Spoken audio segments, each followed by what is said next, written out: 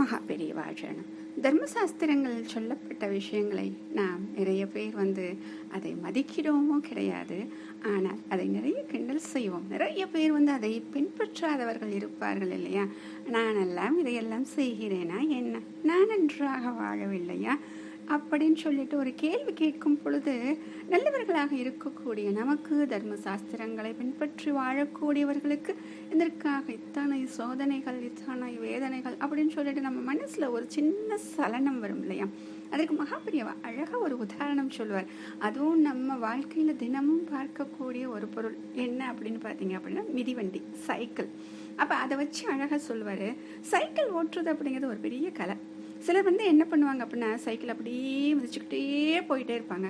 சிலர் என்ன பண்ணுவாங்க அப்படின்னா வேகமா கொஞ்ச நேரம் மிதிச்சுட்டு அப்புறமா கால் எடுத்துட்டு அந்த வேகத்திலேயே அந்த சைக்கிளை ஓட விட்டு காலுக்கு கொஞ்சம் ஓய்வு கொடுத்துருவாங்க. அப்புறம் ஹேண்ட்பேடை மட்டும் அப்படியே பிடிச்சிருப்பாங்க. இப்போ பெடல் செய்யலை அப்படின்னாலும் அந்த சைக்கிள் போய்கிட்டு இருக்கேன். இப்போ செய்யலை அப்படிங்கிறதுக்காக அந்த சைக்கிள் நின்றுச்சா? நின்னலை. அதே போலத்தான் நம்மளோட கடமையும். நம்மளுடைய முன்னோர்கள் இருக்காங்க பாருங்க, அன்றாட கடமையை சரியாக செய்து வந்திருக்கிறார்கள். அதாவது எப்படின்னா, இப்படி சைக்கிள் எப்படி அவங்க பெடல் போட்டாங்களே அது மாதிரி சைக்கிளை தொடர்ந்து பெடல் செஞ்சுருக்காங்க. இப்போ பெடல் செஞ்சுட்டு அவர் காலை எப்படி ரிலாக்ஸாக எடுத்தோன்னா அப்படியே பெடல் எல்லாமே சைக்கிள் போய்கிட்டே இருக்கேன். அது போலத்தான் இப்போ அந்த பலனால் தான் நீங்கள் நிம்மதியாக இருக்கீங்க. அப்போ பெடலின் வேகம் எப்போ குறையுதோ அந்த நேரத்தில் சைக்கிள் நின்று போயிடும் இல்லையா? அது போலத்தான் நீங்களும் அப்படின்னு சொல்றாரு. அதாவது அன்றாட கடமைகளை தொடர்ந்து நம்ம செஞ்சுக்கிட்டே வந்தோம்னா தான், அதாவது அது என்னது, திரும்ப நம்ம பெடல் பண்றோம். அப்படி செஞ்சாதான் தடையின்றி ஓடும் சைக்கிளை போல உங்களுடைய வாழ்வும் அடுத்த தலைமுறையினரின் வாழ்வும் தொடரும். ஏன் அப்படின்னா அவங்க செஞ்ச பெடல் அந்த வேகத்துல இப்ப நம்மளுக்கு வந்துருச்சு. இப்ப நம்ம அடுத்த தலைமுறைக்கு அந்த வேகத்தை கொண்டு போய் சேர்க்கணுமே, அந்த புண்ணியத்தை கொண்டு போய் சேர்க்கணுமே. அப்ப என்ன பண்ணணும், நம்ம பெடல் போட்டுட்டே இருக்கணும் இல்லையா? அப்பதானே அடுத்த தலைமுறைக்கு போகும்.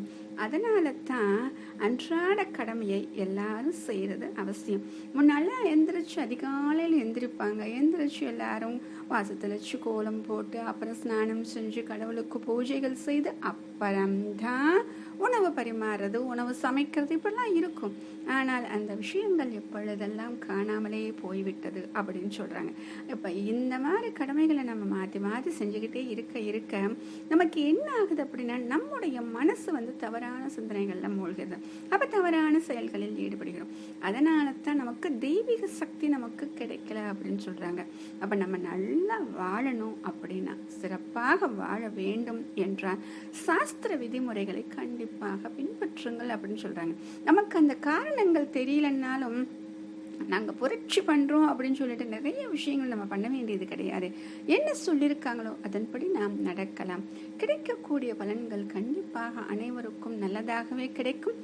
சொல்லப்பட்ட காரணங்களும் சரியாகத்தான் இருந்திருக்கும். ஏனென்றால் அன்று வகுக்கப்பட்ட சாஸ்திரங்கள் எந்த ஒரு காரணத்திலும் எப்பொழுதும் பழுதாக இருப்பது, பிழையாக இருப்பதுன்னு சொன்னதா ஒரு சான்று கூட கிடையாது. அப்படி பார்த்து பார்த்து நமக்கு வகுத்து கொடுத்திருக்கிறார்கள். அப்ப தொடர்ந்து நம்ம அந்த சாஸ்திரங்களை பின்பற்றி எல்லாமே செய்ய செய்ய இப்ப என்னங்க ஆகுது, நம்ம பெடல் பண்ணிக்கிட்டே போறோம்.